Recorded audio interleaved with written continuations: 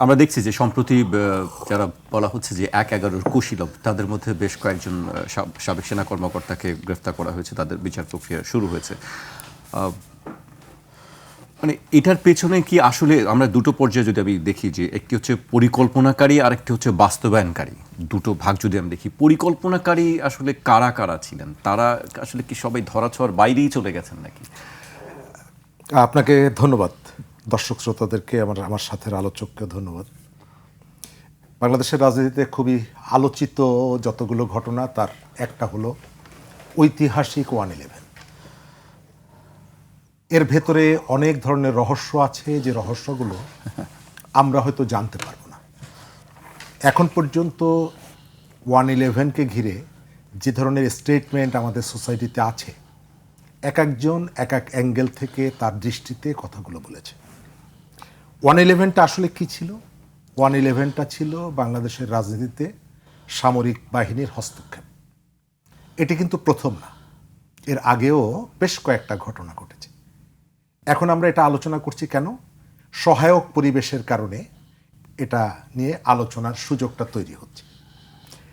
1/11-এ যারা ক্ষতিগ্রস্ত হয়েছেন রাজনৈতিকভাবে, পাওয়ারে তারা থাকার কারণে, আজকে আওয়ামী লীগ যদি পাওয়ারে থাকতো 1/11-এর বেনিফিশিয়ারি হিসাবে, তারা কিন্তু এই ব্যক্তিদেরকে নানাভাবে প্রোটেকশন দিয়েছে। 1/11টা এসেছিল নাকি আনা হয়েছিল? আমি মনে করি যে 1/11 আসার পেছনে বাংলাদেশের রাজনীতিবিদদের একটা ভূমিকা আছে। 24শে জুলাই যেমনি এমনি এমনি নিজে নিজে হেঁটে আসেনি। আওয়ামী লীগের বহু অপকর্ম গ্রাউন্ডটা তৈরি করে মানুষকে জুলাইয়ের দিকে নিয়ে গেছে এবং জুলাই সামনে এসে দাঁড়িয়েছে। 1/11-এর পেছনেও কেবলমাত্র কোনো একটি পক্ষকে দোষ দিয়ে আমি মনে করি না যে একটা পক্ষ এসে আমাদের উপরে বসে পড়েছে।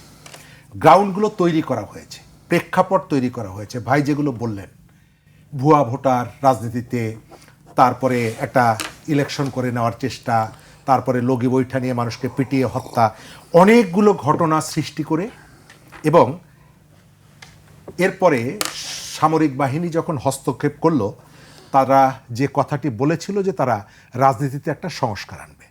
আপনি শুরুতে মইনি মোহাম্মদের যে বক্তব্যটা পড়লেন, তার ভেতর থেকে, এবং তার সাথে ডক্টর ইউনূসের স্টেটমেন্ট যেটা দিলেন, তার ভেতর থেকে বোঝা যায় যে একটা সংস্কারের প্ল্যান তাদের মধ্যে ছিল, এবং এই পরিকল্পনাটা সামনে রেখেই তারা 1/11-কে জাস্টিফাই করার চেষ্টা করেছে। ডক্টর ইউনূস বলেছিলেন যে তার দীর্ঘমেয়াদী পরিকল্পনা। কিন্তু সর্বনাশটা হয়ে গেল যে অংশটি, এর দুটো অংশ ছিল।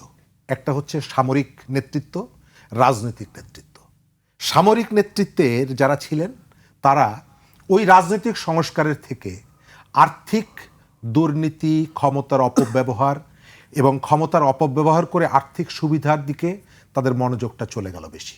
বাংলাদেশের রাজনীতিতে সেই সময় ব্যবসায়ী থেকে শুরু করে বিভিন্ন সেকশনে যাদের আসলে ওই সময়ে, আপনি যদি পলিটিক্যাল একটা রিফর্মের দিকে যেতে চান, তাহলে ব্যবসায়ীদেরকে যেভাবে হেনস্থা বা হয়রানি করা হয়েছে, এটা কোনোভাবে প্রয়োজন ছিল না। তাদেরকে ধরে নিয়ে তাদের কাছ থেকে জোরপূর্বক অর্থ আদায় ইত্যাদি ইত্যাদি, এবং ট্রুথ কমিশনও হয়েছিল।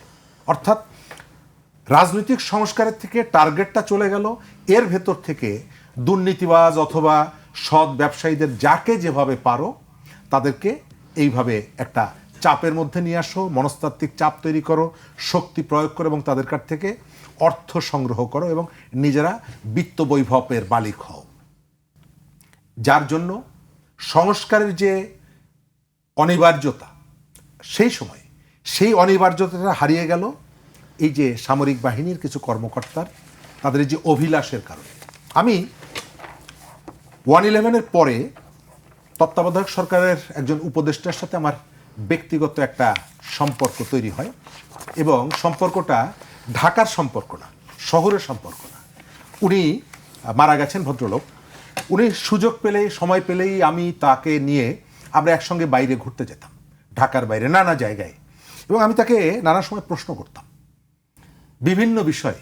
কিন্তু তার সাথে আমার সম্পর্ক যতই বন্ধুত্বপূর্ণ বলেন বা আন্তরিক বলেন না কেন, তিনি একটি জায়গায় এসে থেমে যেতেন, আমাকে বলতেন যে আমি শপথ নিয়েছি, গোপনীয়তার শপথ। আমি সব কথা জানি না, আমরা সব কথা জানতাম না, কিন্তু যতটুকু জানতাম সবটুকু আপনাকে আমি বলতে পারবো না, এই কারণে যে আমার একটা গোপনীয়তার শপথ আছে। তো একদিন তাকে জিজ্ঞেস করতে করতে তিনি বললেন, হাসতে হাসতে বললেন যে আমাদের তো আসলে সরকারের ভিতর আরও একটি সরকার ছিল এবং সেই সরকারটা 5mm সরকার। তো আমি ঠাট্টা করে বললাম যে এটা হচ্ছে একটা অস্ত্রের ব্র্যান্ড। তো আপনি 5mm মানে কি? তিনি 5টি নাম বললেন। সেনাপ্রধান মইনু আহমদ, তারপরে তৎকালীন দুর্নীতি দমন কমিশনের মাসুদউদ্দিন, সেনাপ্রধান ছিলেন আগের, হাসান মাসুদ, হাসান মাসুদ, তারপরে ওই এই যে গ্রেপ্তার হলেন মাসুদউদ্দিন চৌধুরী, ব্যারিস্টার মইনুল এবং মেজর মতিন। এই 5 জনের নাম বলে হাসি দিয়ে বললেন এই 5mm অনেকগুলো সিদ্ধান্ত গ্রহণ করত। অর্থাৎ সরকারটা একটা সরকার ছিল না। আমরা সাধারণত যে এক শিলার সরকারটা চাই, সরকারের মধ্যে অনেকগুলো সরকার ছিল এবং তাদের নানা ধরনের এজেন্ডাগুলো ছিল। কারো ওই যে রাজনীতিতে একটা ইতিবাচক পরিবর্তন, এটিও অনেকে চেয়েছেন। আবার আপনার মনে থাকার কথা, দায়িত্ব গ্রহণ করার অল্প কয়েকদিনের মধ্যে একজনে পদত্যাগ করলেন, একজন উপদেষ্টা। কেন? আমাদের জাতীয় জাদুঘর থেকে আপনাদের যে প্রত্নতত্ত্ব সেটি চুরি হওয়া ইস্যুতে পদত্যাগ করেছিলেন এবং পরবর্তীতে জানা গিয়েছিল যে এটি আসলে চুরি না, এটি এক ধরনের পাচার ছিল। অর্থাৎ সরকারের ভেতরে তারা যে ধরনের ইতিবাচক পরিবর্তনের যে অঙ্গীকারের কথা বলেছিলেন, আমি ভদ্রলোককে জিজ্ঞেস করেছিলাম যে আপনারা সরকার পরিচালনা করতে গিয়ে তাদের যে একটা দীর্ঘ সময় ক্ষমতায় থাকার একটা অভিলাষ ছিল, তিনি আমাকে স্পষ্ট করে বললেন যে যেদিন ঢাকা বিশ্ববিদ্যালয়ের খেলার মাঠে শিক্ষার্থীদের সঙ্গে শৃঙ্খলা বাহিনীর একটা সংঘর্ষ হয়, আমরা সেদিনই বুঝেছিলাম যে এই জাতি আমাদেরকে অপছন্দ করা শুরু করেছে, সুতরাং আমরা দীর্ঘ সময় এখানে থাকতে পারবো না।